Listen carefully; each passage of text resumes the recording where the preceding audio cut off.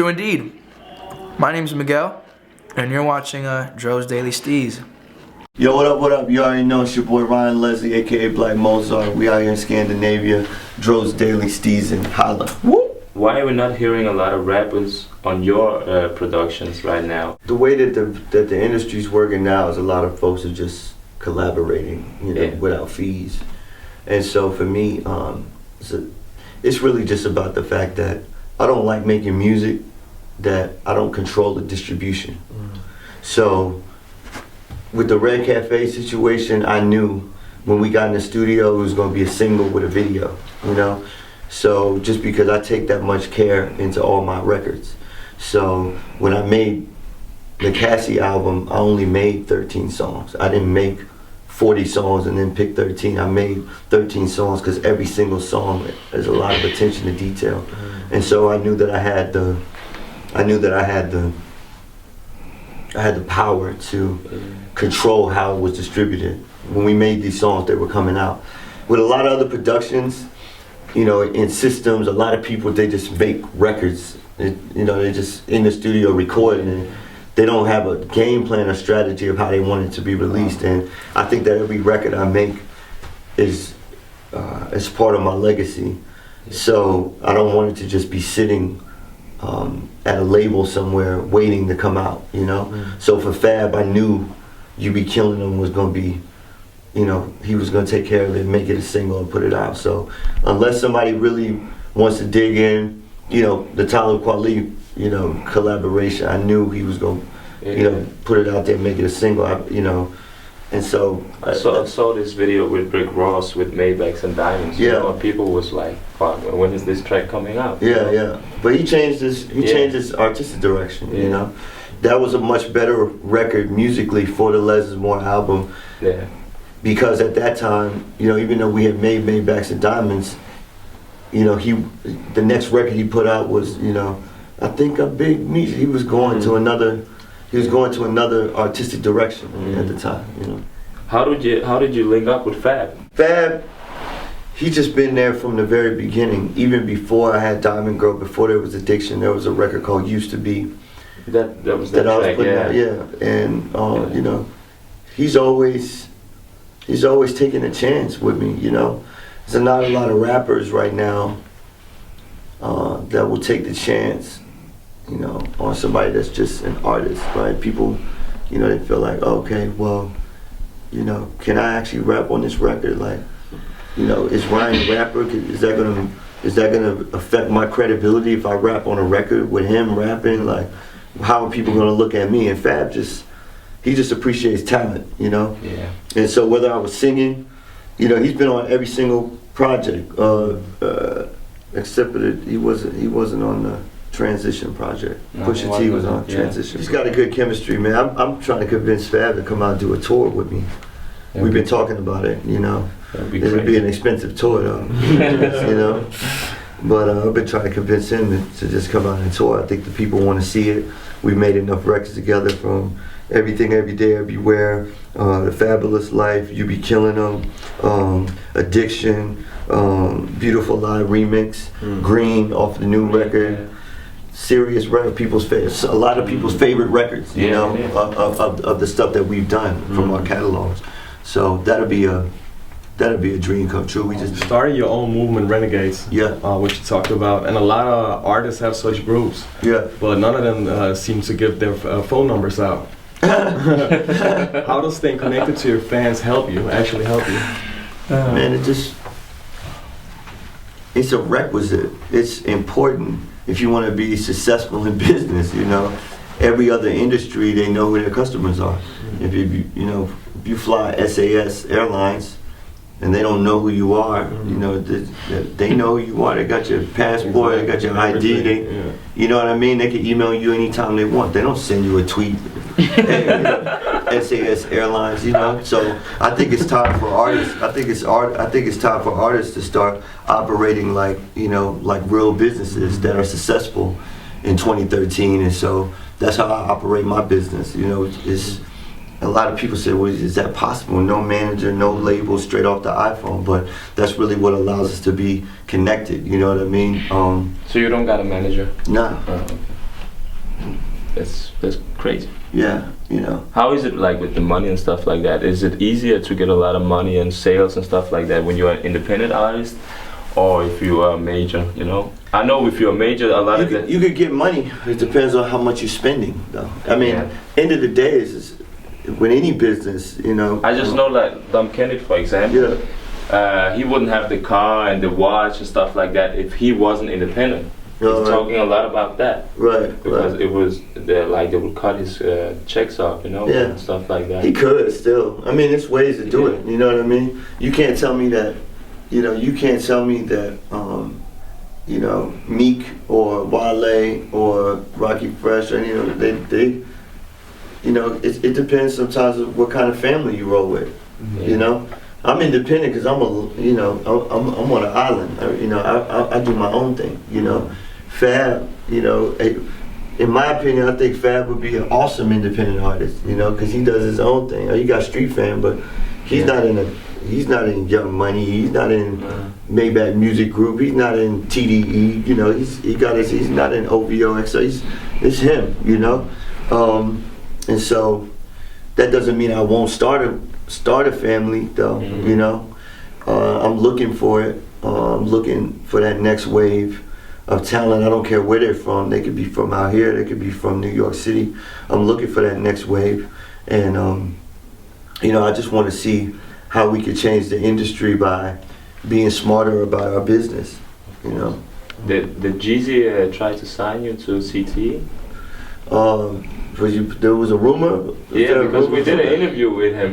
He talked a lot about you and Big Crit. Oh, really? So he was like, Ryan, you know, you know how Jeezy is. We talked about it. You know, we had a lot of conversations. I think it's really just a timing.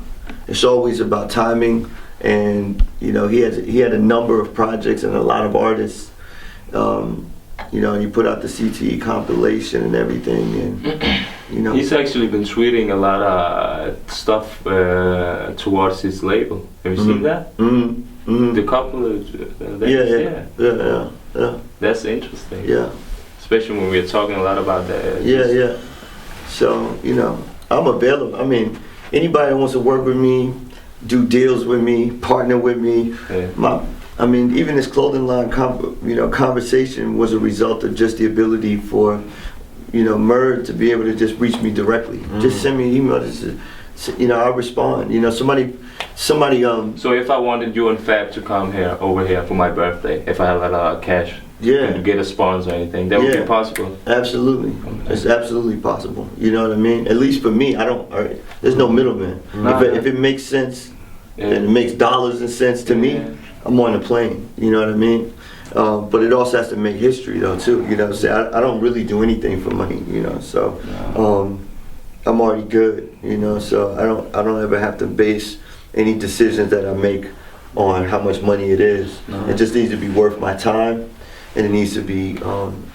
We gotta be able to make history with it. You know, I feel like what we did and what we're doing with the collection, the clothing collection, it's just the tip of the iceberg. And what needs to happen, and the messaging, and the brand aesthetic and everything, you know, we're still developing it, and that's why there's not a lot of stuff out about it. I'm not just going to throw a bunch of stuff out unless it's at the level. It got to be on the level, you know. I think that continuing to push through in the face of obstacles, that's what inspires other people, you know. And I think that young people need to be inspired. I think whether you're a young person, or I just think people in general, they need to be inspired. They need to, you know, that's what's gonna make the world the place that it should be for our generations to follow. You know, if people are just uninspired, if they're complacent, if they go the safe route all the time, we're not going to have the technological advances, we're not going to have the musical progression, we're not going to have the artistic progression that's going to be necessary for our generation to say we actually made a contribution to culture. You know, we'll just regurgitate, we'll just copy everything that's already been done. I want to push, and in order for me to push, I need other young people to say, you know what, it's possible. Because the other piece of it is that when people are not happy, with their situations, they have problems with other people being happy. You know, in America, they have a saying that says, "Misery loves company." You know, so if you feel like, oh, I'm stuck in a job, and you know, and then somebody says, oh man, I got dreams, man, I'm gonna make it, I'm gonna be big, I'm gonna tour all over the world. They say, man, why don't you go get a job or something? You know, they don't believe. You know, how do you say like Janteloven? Here in Denmark, it's more like, tougher. We have like a law here in Denmark where you can't really show off, you can't really brag with the things you got. If you got money, you can't show it. If you drive a Maybach, you can't drive the Maybach because there's a law that says that. Law like that in Denmark. It's not really. If you're good at a craft, you feel like I'm fucking good. You know. People don't like that I didn't shit. know that. You know? That's interesting. So it is, and that's in Denmark. You go to Sweden or Norway, it's not like that. In America, we stunt. You know, we stunt on it. You know, even though we have interviewed like Nas, you know, you name it all. We have a list. You saw the list? Yeah, you should. You know, but you should check out Jamal Edwards. I don't know if you ever heard of him. No. You really should check out his story. He's 23. He's worth about 8 million British pounds. Oh shit. He's the founder of SBTV. I don't know if you ever heard of it, but you got to look it up. He started maybe when he was 16 or something, just filming animals in his backyard. And you know, he was on the same trajectory with y'all, you know, in England, just filming. At that time, he was basically a documentarian of the grime movement in London. Oh yeah, and you know about that. SBTV, yeah, he knows a lot about grime. That's So SBTV, you should check out that model, you know, because you know, it's something you should really look at. You know, and there's young entrepreneurs that's really doing it. You just, you know, for me, I think it's always just about putting the strategy around the creativity, you know, because it's always a struggle of art and commerce. How do you balance that, you know? But yeah, the best way is to look at examples that are successful and see how you can apply some of the best practices from a successful example to what what your vision is. Right. Yeah, that's cool. Yeah, because 3 years is a lot of work, you know. We haven't made a pay. Yeah, I mean, you have to be able to understand the value of your audience, and then you have to market that audience, you know, to either the brands or the sponsors. I mean, my whole mentality around that changed. I did a studio session with Madonna, and at the end of the session, or actually the end of the first meeting I had with her, we didn't even collaborate in the studio yet. She said, yo, give me your number. I'm like, man, this is Madonna. I said, what are you talking about? And literally the next day, she actually sent me a text message. I said, you know what? If somebody, I mean, first of all, Madonna, you gotta look, she's doing almost $750 million in touring, right? If she has time to text me, every other rapper, singer, you know, man, if she has time to actually hit me back, I don't want to hear it from anybody else. You know what I'm saying? So that's why I said, you know what, my number, you can have my number. You know what I'm saying? Talk to me direct. That's great. She changed my whole everything. Yeah. But it was SBTV, right? SBTV. What was the guy? Jamal Edwards. Jamal Edwards. Yeah. Okay. 23 years old from the UK. 23 years old. Yeah. 25. So yeah. The same age. Yeah. It's good. It's good to see. It's good to see other young people that's getting it. You know. Definitely. Our interviews has been on the Complex. You know, Two Dope Boys, Now Right. All these.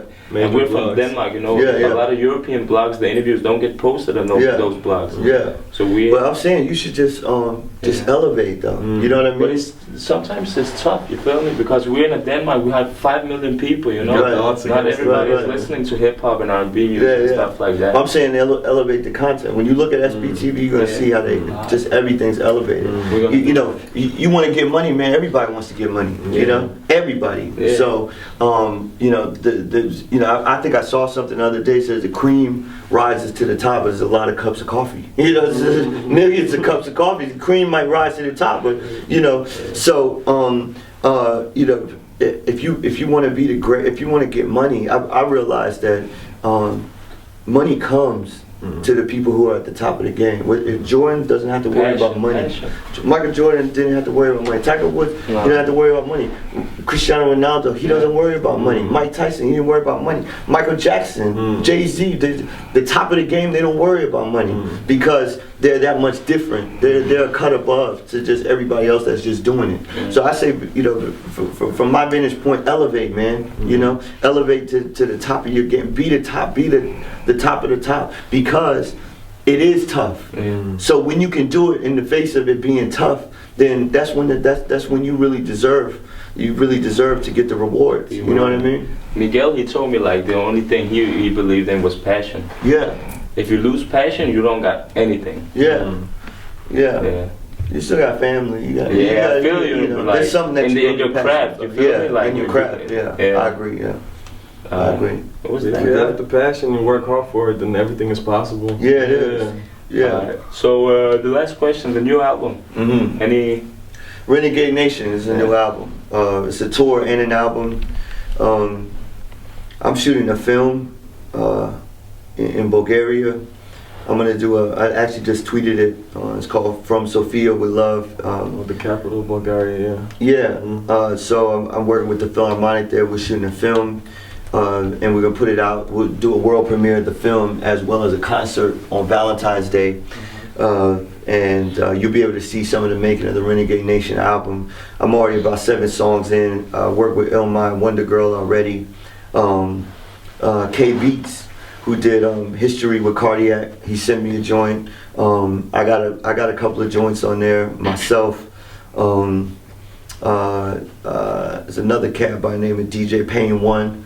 He did My Girls Do Drugs for Pusha T and King Louis. Yeah, so I linked up with him for a joint. I'm excited about this album. Also a producer from just outside of Düsseldorf by the name of I Am Nobody. German. Yeah. So I'm finding it. You know what I mean? So we're 6 or 7 records in already. I'm gonna go finish it up in Bulgaria.